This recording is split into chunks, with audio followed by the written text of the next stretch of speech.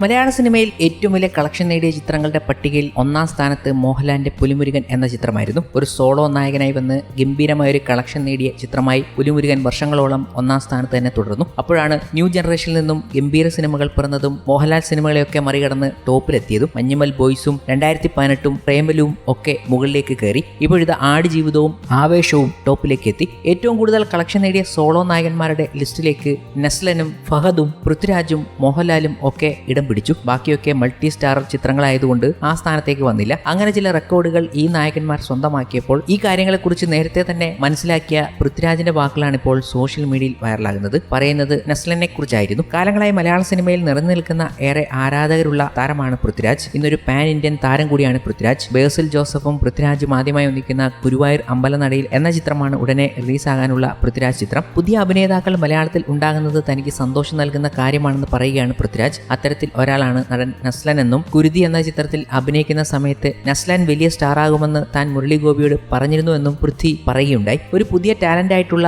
അഭിനേതാവിനെ കാണുമ്പോൾ എനിക്കൊരു വലിയ സന്തോഷമാണ്. നമുക്ക് ഒരാൾ കൂടി ആവുകയല്ലേ ഇൻഡസ്ട്രിയിൽ. അവരൊക്കെ ഭാവിയിൽ മലയാളത്തിലെ മെയിൻ താരങ്ങളായി വരട്ടെ എന്ന് ഞാൻ ആഗ്രഹിക്കുന്നു. മലയാള സിനിമയിൽ ലെജൻഡ്സ് ഇപ്പോഴും നിലനിൽക്കുന്നത് കൊണ്ട് എന്നെ ഇപ്പോഴും യങ്ങർ ജനറേഷനിൽ പെടുന്ന ഒരാളായിട്ടാണ് കാണുന്നത് എന്നാണ് എനിക്ക് തോന്നുന്നത്.